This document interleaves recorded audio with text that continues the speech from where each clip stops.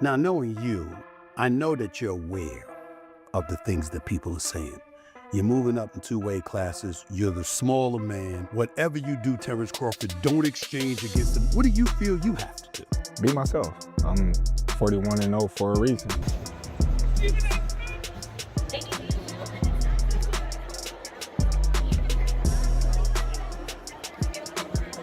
Mayweather was undefeated for the last half. For over 2 decades, everyone believed that Floyd's 50-0 record would never be overshadowed.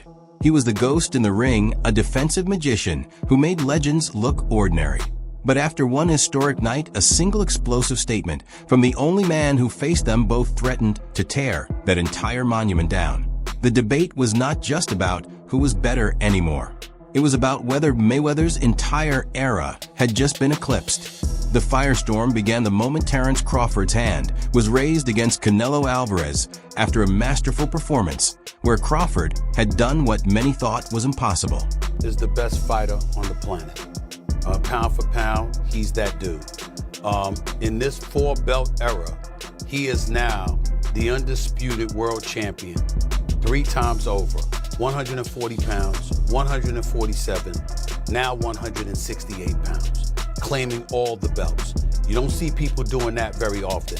Going up against a guy who was perceived as being bigger and stronger, Crawford was strong. Crawford was strong enough to fend him off, strong enough to make him respect his own power. He used his jab, he used his distance.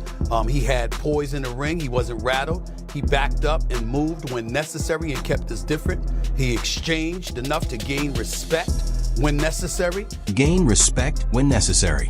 It was a brilliant, masterful fight. But the real shock came in the post-fight press conference.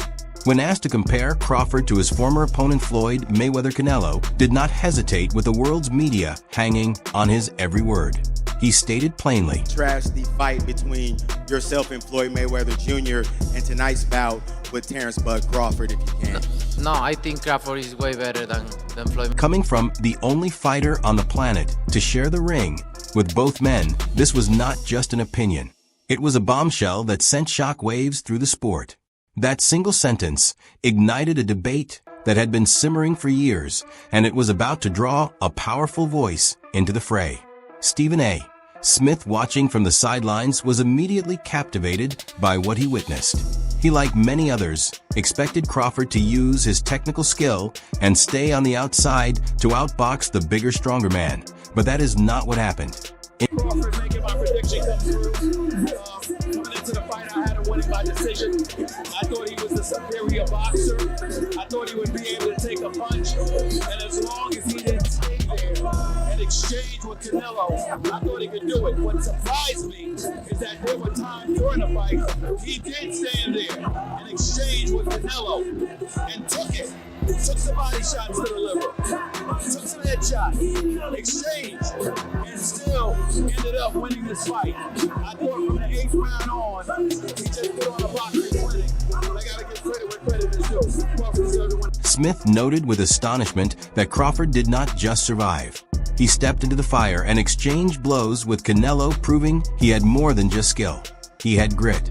As Smith put it, what I did not expect was for him to stand in there and exchange and survive, and he did that on several occasions, and that is why he deserves so much credit.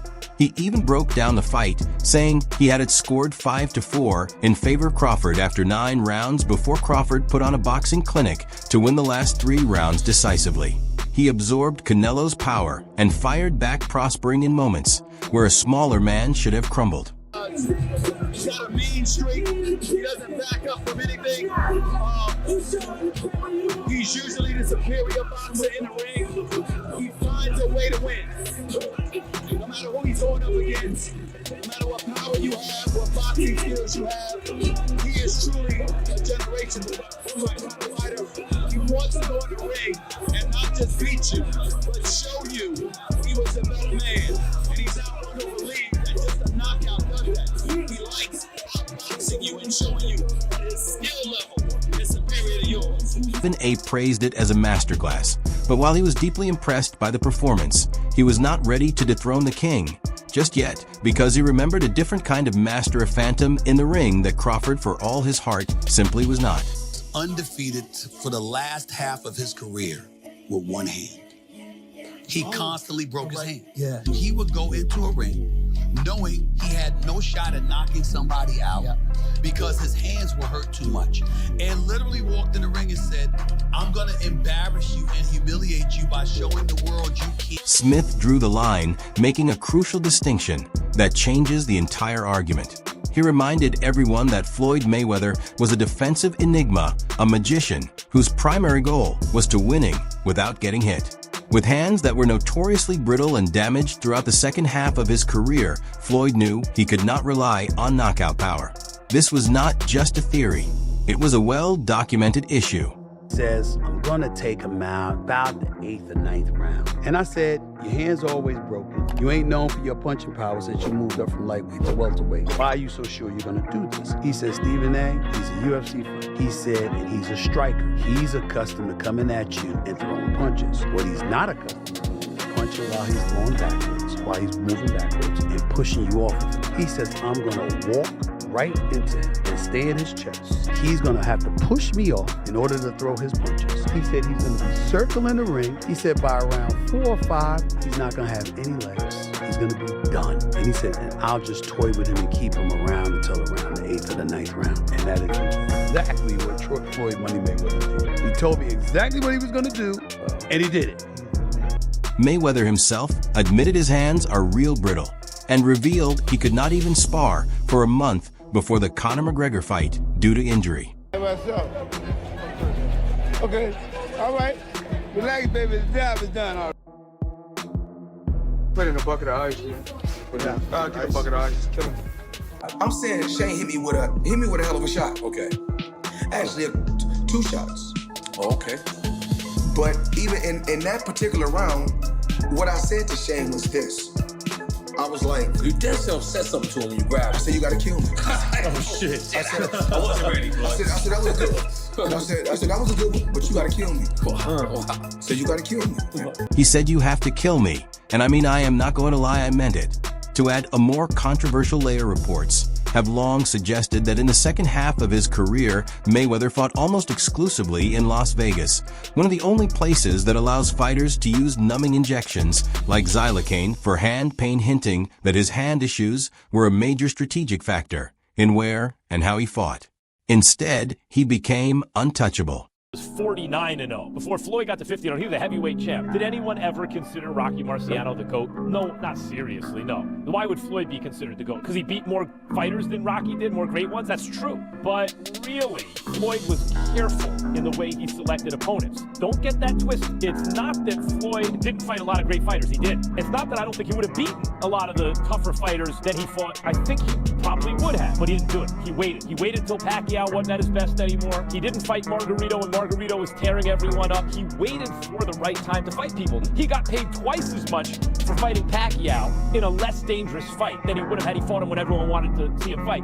Floyd is among the all-time greats, but he ain't number one. This view was echoed by trainer Greg Hackett, who argued that the Floyd who fought Canelo was a complete fighter with an unshakable polished style, contrasting it with Crawford's wilder approach. Capping, I can't, because I don't know what he felt. But when I heard that, what I think is, when Floyd beat me, I was 23, I wasn't polished. When Bud beat me, I was the man. I was the man. And he beat me fair and square. He beat me at my game and he beat me at his game. That's why Canelo said it. Do I believe that? It's tough to believe. But I can only take Canelo's word because he's the man that's been in the ring with both of them. But I understand why he said it. I was a kid when I fought Floyd. And he wasn't a kid literally, but he was young. He was young. There was a lot he didn't know. There was a lot he didn't understand about boxing that he later on learned and got better. But Bud beat the better version of me, even though it's the ran down version. I'm saying that because it is some wear and tear there with Canelo. I've been saying it the whole time. When a guy got almost 70 fights in current time, with all those big camps he's been doing and all that, trust me, it's some wear and tear there. I'm not making excuses for Canelo. I'm just saying.